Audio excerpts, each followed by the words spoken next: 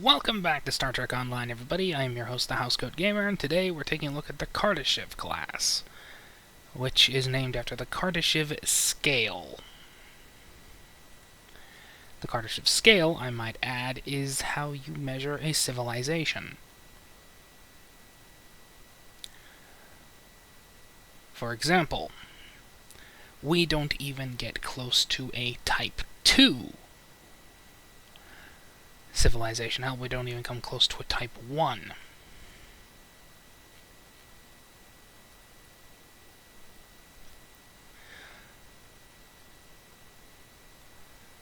Star Trek is somewhere between a Type 1 and a Type 2, though it could be called a 2.5, really. They can consume all the power of a star with ease without needing a Dyson sphere. Or Dyson shell, like in Relics. A Dyson shell, by the way, is technically what the Dyson sphere in Trek is. I don't write the technical crap, I'm just telling you what it is. So, Trek kind of straddles the line between 1, 2, and 2.5. 2.25?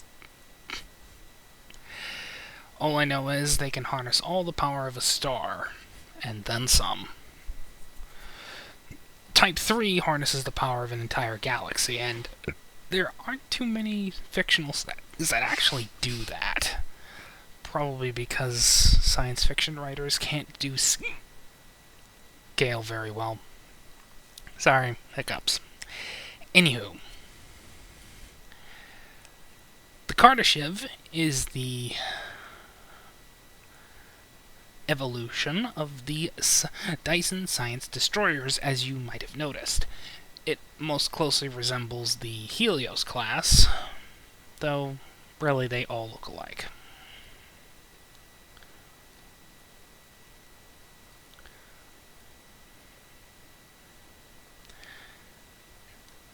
Regardless, the Solanae Dyson Science Destroyers are the prototype Science Destroyers for the entire game.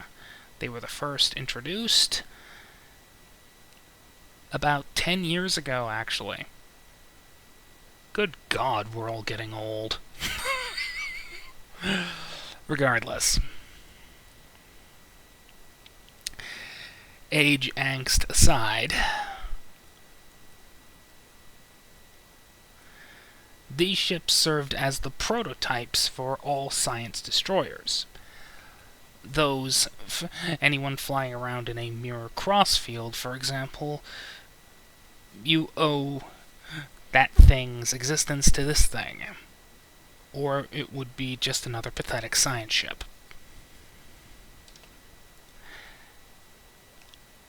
Look, I am a tactical driver. I shoot things. I don't do space magic. Regardless, let's take a look at this thing's stats. Now, quite differently than most Star Trek Online ships, for example, the original Dyson Science Destroyers,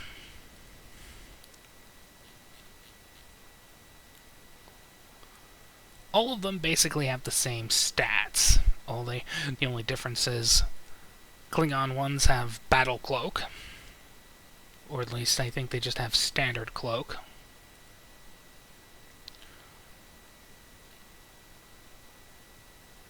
Yeah, they just have standard cloaking devices.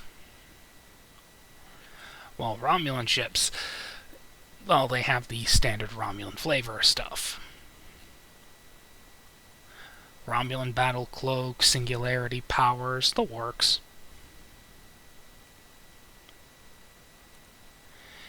Meanwhile, the Federation and Romulan ones are a little different, mostly due to their seating. The Fed science ship is more engineering biased. Klingon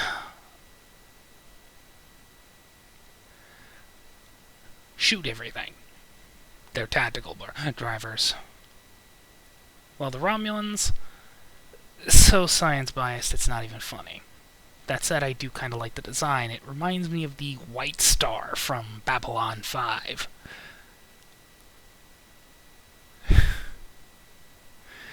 Da, da, da. Alright, let's get into the everything else. Stations. Lieutenant Commander Temporal Operations Universal. Ensign Science Universal. Two commander stations, though you can swap between them when you are in science mode or tactical mode.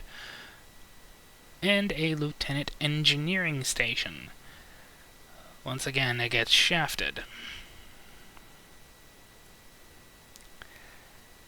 Its console is the networked photonic shield matrix. Increases engine power and hull capacity.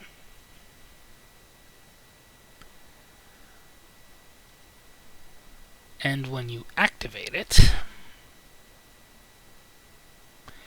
it gives you some secondary shielding. This, by the way, is a console that is essentially the same on the older models. This one's just better.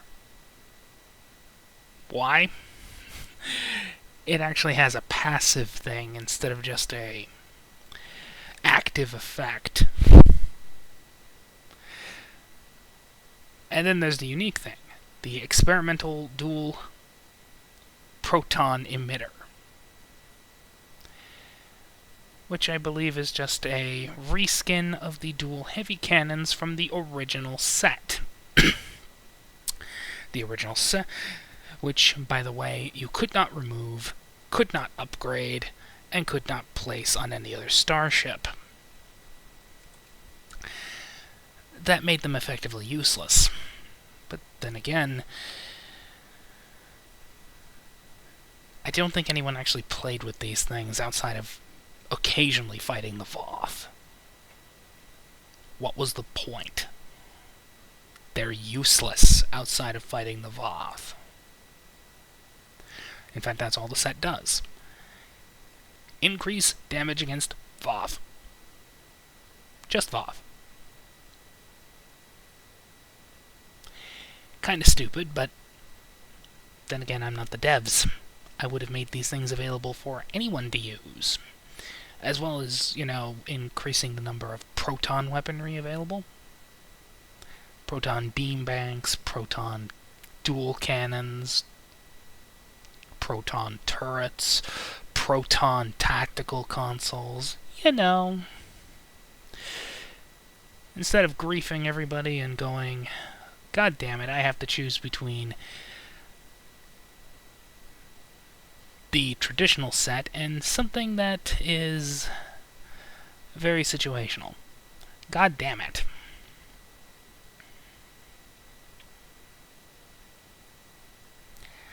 Fortunately, with the introduction of a few other things, the Protostar bundle, I believe.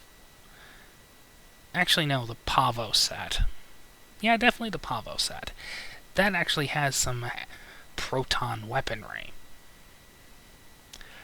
So you can actually have something of a proton set.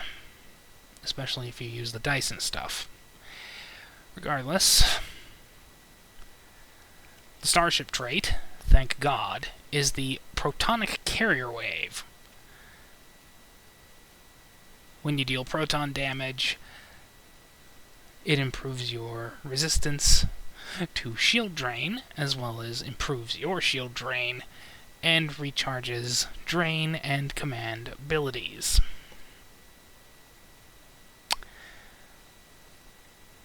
You know what, Cryptic? I am going to make a suggestion to you. If anyone watches this, increase the number of proton weapons available. This trait is useless unless it is more common. Unless the damage type is more common, it's worthless. I'm just going to make that blunt right now. Without more of these, it's pointless.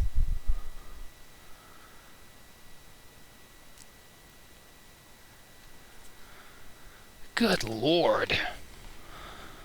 Is it worth getting? For science drivers, yes. But then again, for science drivers, any science ship is useful. In my case, the only reason I really got this thing, other than, well, at the moment, getting all three was cheap.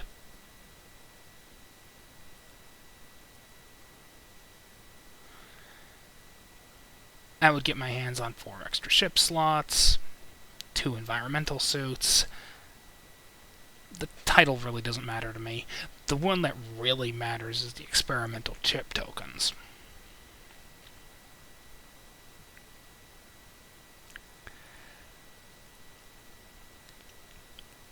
And I will do anything to get my starships upgraded. Regardless, that's the Kardashev. What do you think? Is it a worthy addition to your fleet, or is it just worthless? Honestly, if it weren't for the fact that proton weaponry is so... Let's put it this way. Finding a rare bird is easier than getting your hands on proton weaponry in this game. So yeah. What do you think? Leave your thoughts in the comments. Housecoat Gaming, signing off.